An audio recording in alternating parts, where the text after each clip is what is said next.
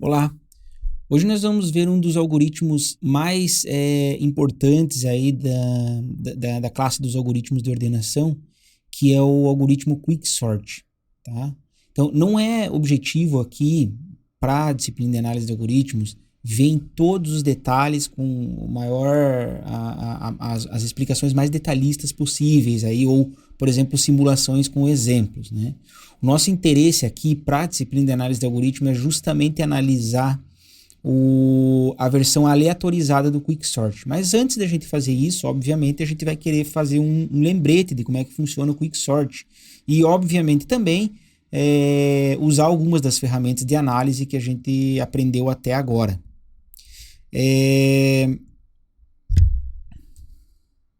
Então tá, antes, assim, tipicamente antes da gente explicar o funcionamento do Quicksort, a gente fala de um problema, de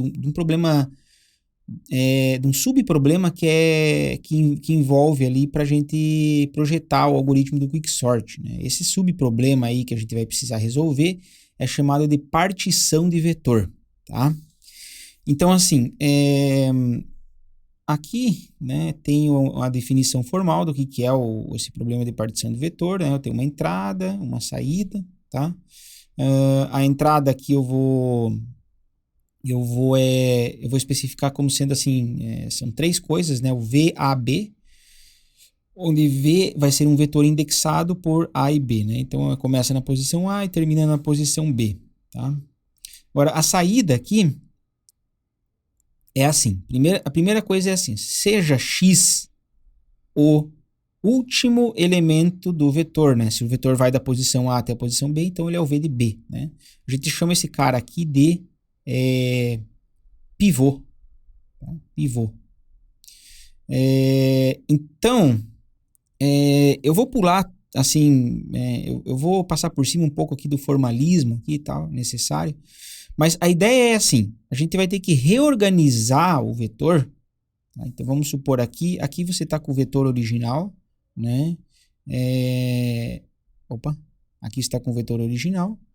Ele começa da posição A, vai até a posição B, e a gente pegou esse último cara aqui que a gente chamou de pivô, que é o X. Tá? A nossa ideia aqui é reorganizar o vetor dessa forma aqui. Tá? Ou seja, todos os elementos que são menores ou iguais do que x ficam na parte da esquerda, né? E todos os elementos que são maiores do que x ficam na parte da direita. Tá? Esse é o objetivo do problema da partição de vetor. Obviamente você poderia usar um algoritmo de ordenação para fazer essa tarefa, né? Mas assim, a gente tem que pensar que a partição do vetor é uma coisa que vai ser usada dentro de um algoritmo de ordenação. Então, você usar um algoritmo de ordenação para resolver esse problema que em tese é mais simples, você não precisa ordenar todo o vetor, né? Você poderia ordenar, você resolveria, mas seria você usar uma ferramenta muito forte, né? Sendo que às vezes nem é necessário, né? Porque se você ordenar, tudo bem, vai respeitar isso daqui, mas você poderia resolver de maneira mais fácil, né? Agora sim, percebam o seguinte, nesse problema da partição do vetor, se você sai de um vetor que está assim, tá? Os números estão bagunçados aqui, e você chega nesse vetor aqui, uma coisa é certa. O elemento x, ele já está no local que ele deveria estar se o vetor tivesse ordenado. Tá? Então, isso isso que é a partir daí que o Quicksort ele começa a funcionar. Porque cada vez você vai chamar diversas vezes essa partição do vetor, depois a gente vai ver como é que é. Mas cada vez que você chama, você coloca um carinha no lugar. Tá? Porque se todos os menores iguais estão na esquerda e se todos os maiores estão na direita, então o x vai estar na posição correta. Tá? Aqui, volto a repetir, né? Não necessariamente essa parte daqui vai estar ordenada e não necessariamente essa parte daqui vai estar ordenada. Pode até acontecer que a gente obtenha isso por sorte, mas não é o objetivo do problema partição de vetor. Tá? Então, o problema é esse. Como é que faz para resolver esse problema? Tá aqui. Existem diversas formas de você bolar esse algoritmo de particionamento aí, mas eu coloquei uma forma aqui, né?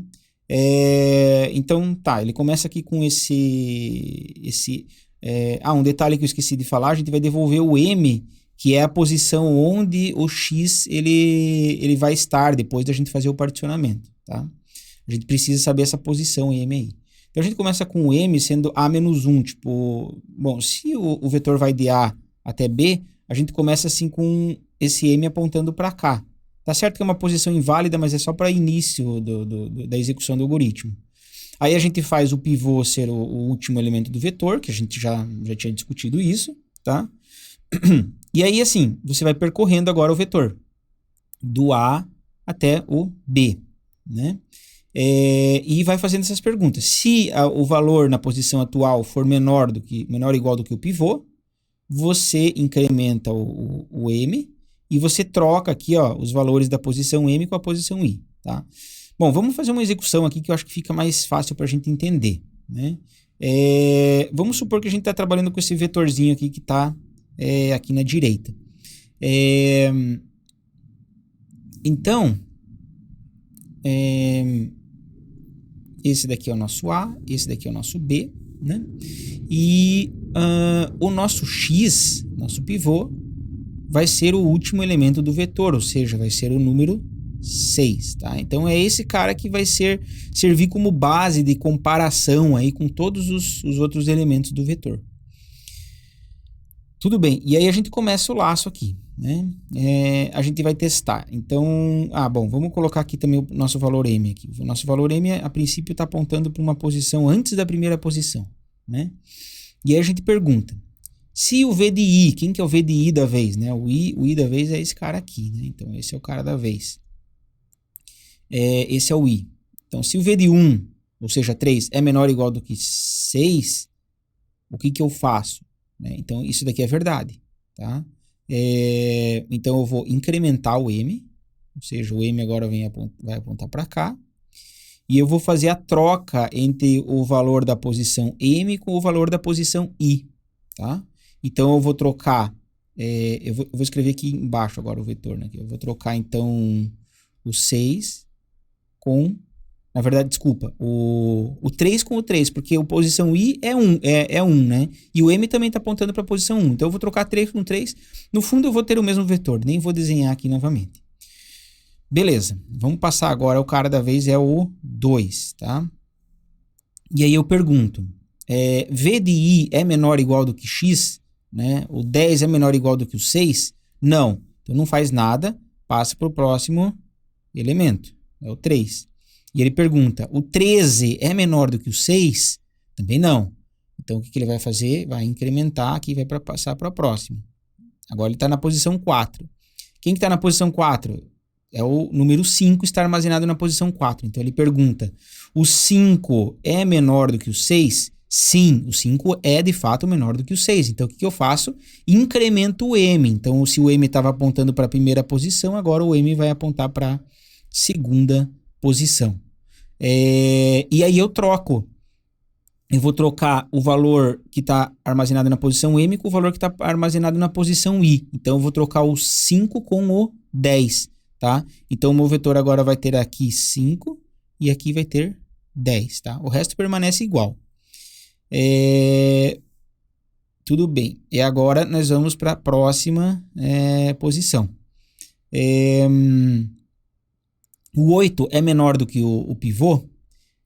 Não. Tá? Então, passa para a próxima aqui.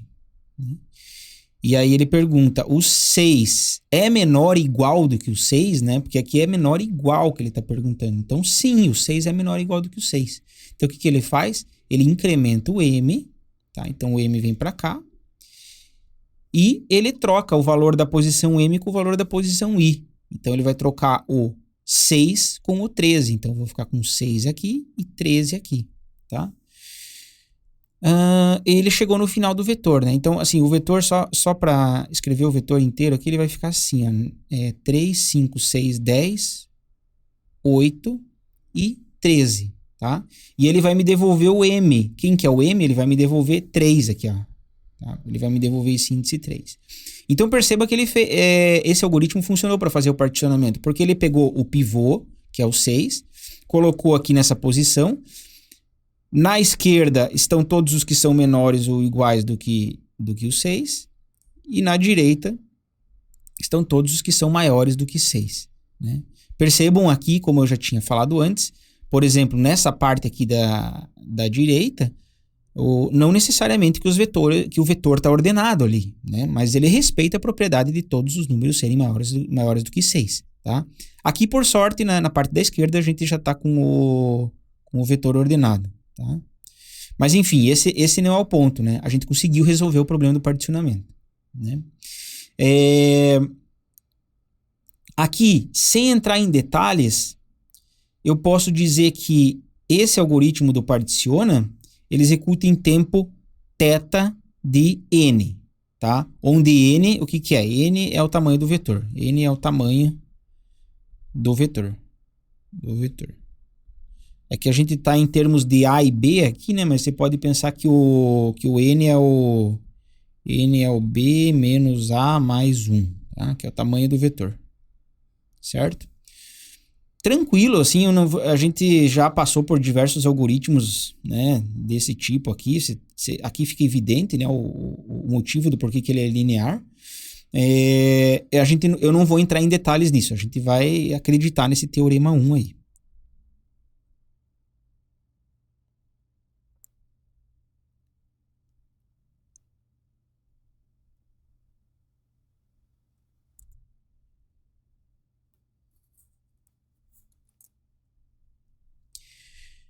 Bom, se você entende o funcionamento do particiona, agora o quicksort ele é muito fácil de entender, né?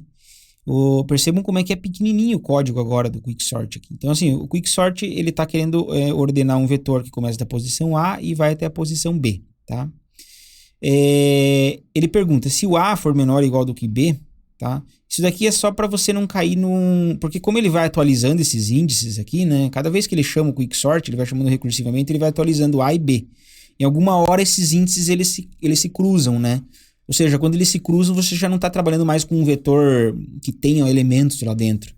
Então, é nesse momento que seria, vamos dizer, a base da recursividade. Você está trabalhando com vetores de tamanho 0 ou 1, né? Já não fazem mais sentido você ordenar. Né? O vetor de tamanho 1 ele é ordenado trivialmente. Né? O vetor de tamanho 0 você não precisa fazer nada. Né? Então, esse teste aqui de A menor ou igual do que B, A menor do que B, é justamente para você falar assim, você ainda precisa fazer alguma coisa? Né? Beleza, então assim, vamos lá. Primeira coisa que ele faz aqui é o particiona. Né? Então, quando ele particionar, ele vai transformar o vetor. Eu tinha um vetor assim, era tudo bagunçado, o pivô estava nessa posição. Depois que eu executar o particiona, ele vai transformar o vetor dessa forma aqui, né? Os menores iguais do que x na direita e os maiores do que x... Desculpa, os menores iguais do que x na esquerda e os maiores do que x na direita. Como eu tinha falado antes, esse cara aqui, o pivô, após o particionamento, ele já está na posição que ele deveria estar. Então, a gente pode pensar que, como eu costumo falar, a gente engessa esse cara aqui, né? A gente não precisa mais se preocupar com esse cara. Ele vai ficar fixo, não vai mais mudar de posição. E aí, o que você faz? Bom, ainda falta você ordenar essa parte aqui e ainda falta você ordenar essa parte aqui. Então, justamente, você faz isso. Você chama o quicksort de maneira recursiva, tá? Para ordenar o vetor que vai da posição A até a posição M menos 1, né? Lembrando que o pivô ele vem parar na posição M. Então, aqui você vai chamar o quicksort da posição A até a posição M menos 1, né? E, novamente, o quicksort, tá? Da posição M mais 1 até a posição B, tá? Então, é aquela história. Se você chamou aqui recursivamente da posição A até a posição M menos 1, em algum momento ele vai chegar aqui nesse vetor e vai colocar um novo pivô na posição correta, vai engessar, né, esse pivô, aí você vai ter que chamar para essa metade, mas cada vez que você faz essas chamadas recursivas, você coloca pelo menos um pivô na posição correta e você não precisa nunca mais se preocupar com ele. Né? No final, você vai ter o teu vetor todo ordenado. Então, assim, como eu falei, eu não vou entrar nos detalhes de exemplos aqui, Isso vocês podem buscar depois um exemplo de execução certinho do Quicksort, né? Isso leva tempo e não vai ser o nosso objetivo aqui na disciplina de análise de algoritmos. Aqui o objetivo era mais vocês lembrarem qual era o funcionamento do Quicksort.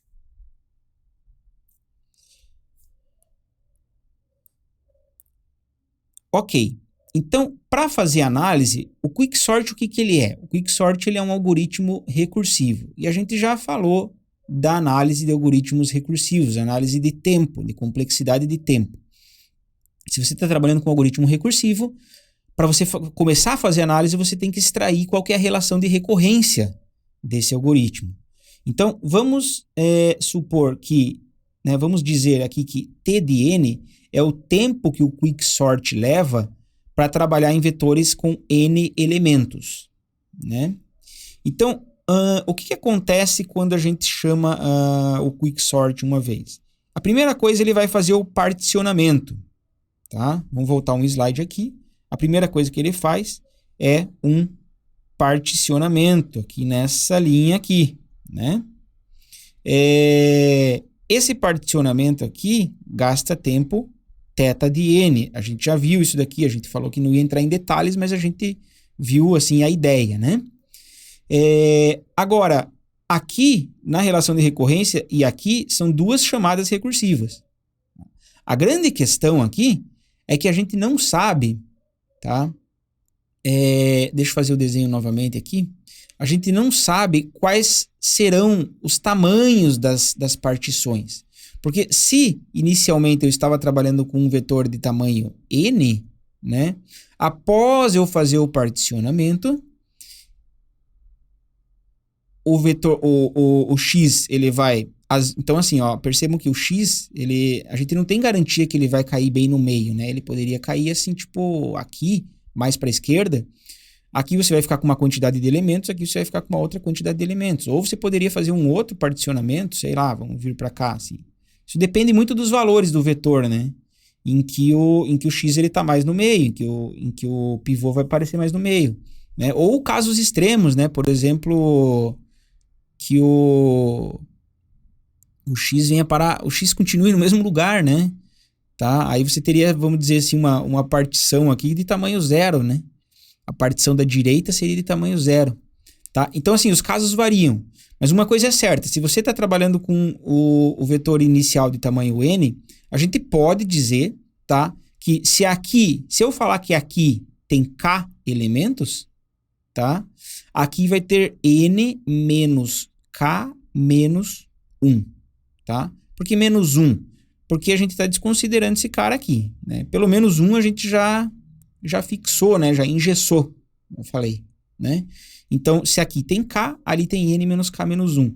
E a relação de recorrência, percebam, ela reflete exatamente isso, tá? Aqui, ó, o tempo que você vai precisar para resolver para a parte da esquerda, né, do tamanho k. Aqui para a parte da direita, n menos k menos 1. E esse daqui é o tempo do particiona, tá? No caso base, né? O caso base a gente só vai fazer com um teste, né? Que é assim, tipo... No caso em que esse teste aqui ele falha, mas a gente faz esse teste, né? Então, o fato de a gente fazer esse teste aqui, a gente vai considerar que a gente gasta tempo constante, né? Um teste simples, então gasta tempo constante. Então, essa daqui é a relação de recorrência do Quicksort, tá? Qual que é o grande problema com essa relação de recorrência aqui? O problema é que se ela fica do jeito que ela está, a gente não consegue resolver essa relação de recorrência, né? O grande problema aqui é que a gente não sabe quais são esses valores de K.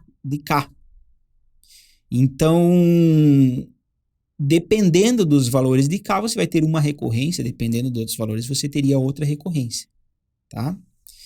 E é nesse ponto em que justamente a gente vai ter que...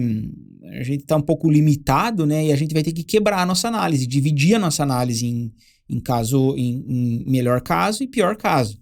A gente sempre faz isso, né? Quando a gente chega nesses becos sem saída, porque a coisa é muito complexa para analisar, tá?